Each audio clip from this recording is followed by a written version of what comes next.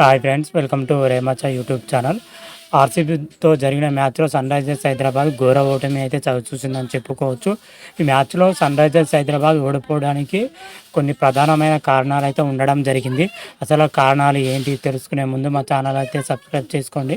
పక్కన ఉన్న bell icon మాత్రం అయితే క్లిక్ చేసి పెట్టుకోండి. ఫర్దర్గా మేము వీడియోలు అప్లోడ్ చేసినప్పుడు మీకు నోటిఫికేషన్ వస్తుంది.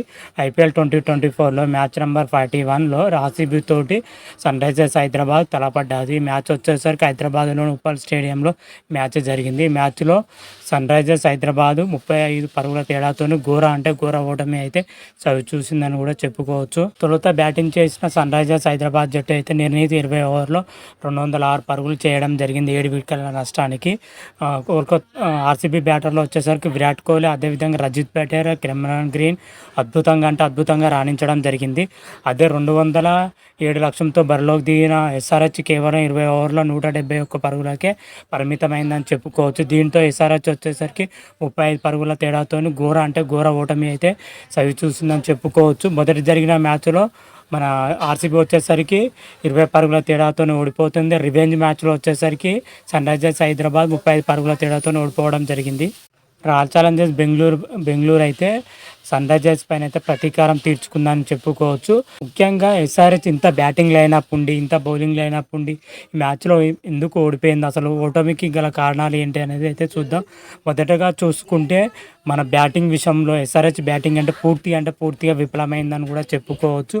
ఎందుకంటే టాప్ ఆర్డర్ నలుగురు ప్లేయర్లు అయితే దారుణంగా విఫలం అవడంతో ఓడిపోయిందని కూడా చెప్పుకోవచ్చు. ఇది మొదటి కారణం అని కూడా చెప్పుకోవచ్చు. ప్రతి మ్యాచ్లో చూసుకుంటే ఓపెనర్ ట్రావిస్ హెడ్, అదేవిధంగా అభిషేక్ శర్మలు మంచి ఓపెనింగ్ చేసేవారు. పవర్ ప్లేయర్ను దాదాపు 70 నుంచి 100 పరుగుల మధ్య చేసేవారు ప్రతి మ్యాచ్లో. వీళ్ళు మాత్రం అద్భుతమైన ఆరంభం ఇచ్చేవారు ప్రతి మ్యాచ్లో. కాకపోతే ఆర్సీబీతో జరిగిన మ్యాచ్లో వీళ్ళిద్దరు తక్కువ స్కోర్కు అవుట్ అవడంతో ఓటమికి ప్రధాన కారణం అని కూడా ముఖ్యంగా బ్యాటింగ్లో వచ్చేసరికి Travis head, Abhishek Sharma, Adam marker, Andrew Klaasen తక్కువ స్కోర్కు అవుట్ కావడంతోనే ఓటమికి అయితే ప్రధాన కారణం అని కూడా చెప్పుకోవచ్చు. అదేవిధంగా ఎస్ఆర్హెచ్ బౌలింగ్లు పూర్తిగా విఫలమైందని కూడా చెప్పుకోవచ్చు.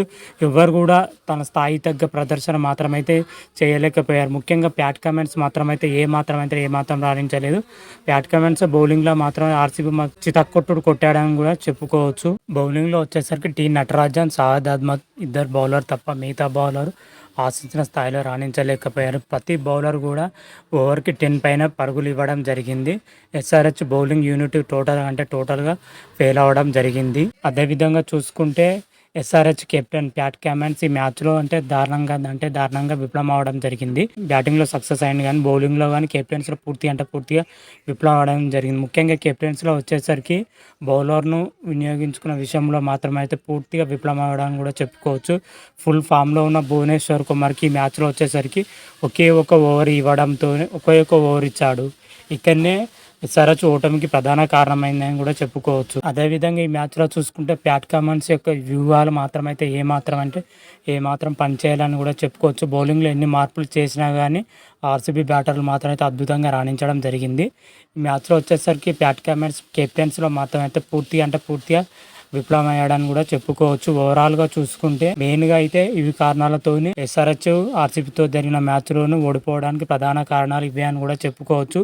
మరి తర్వాత జరగబోయే మ్యాచ్లో ఎస్ఆర్హెచ్ వచ్చేసరికి డిఫెండింగ్ ఛాంపియన్ చెన్నై సూపర్ కింగ్తోని తలపడనుంది. మ్యాచ్ వచ్చేసరికి చెన్నైలోని చెపాక్ వేదిక అయితే జరగనుంది. ఈ మ్యాచ్ పిచ్ వచ్చేసరికి మరి స్లో పిచ్ కావడంతో మరి ఎస్ఆర్హెచ్ ఎటువంటి ప్లాన్లతో బరిలో దిగే అవకాశం అయితే ఉంది. ఎందుకంటే చెన్నై పిచ్ల పైన చెన్నై ఓడించి ఎంత కష్టమో అందరికీ తెలిసిన విషయమే. మరి ఇలాంటి తరుణంలో మరి ఎస్ఆర్హెచ్ ఎటువంటి ప్లానింగ్తో వస్తుందని అయితే చూడాలి. ఆ రోజు రివ్యూలో మన పూర్తి డీటెయిల్స్ అయితే తెలుసుకుందాం. అంతవరకు మీకు ఈ వీడియో కానీ నచ్చినట్టయితే లైక్ చేయండి, షేర్ చేయండి. మరిన్ని వీడియోల కోసం మా ఛానల్ సబ్స్క్రైబ్ చేసుకోండి. పక్కన ఉన్న బెల్ ఐకాన్ మాత్రమైతే క్లిక్ చేసి పెట్టుకోండి. ఫర్దర్గా మేము వీడియోలు అప్లోడ్ చేసినప్పుడు మీకు నోటిఫికేషన్ వస్తుంది. హర హర మహాదేవ్, శంభో శంకర. Thank you.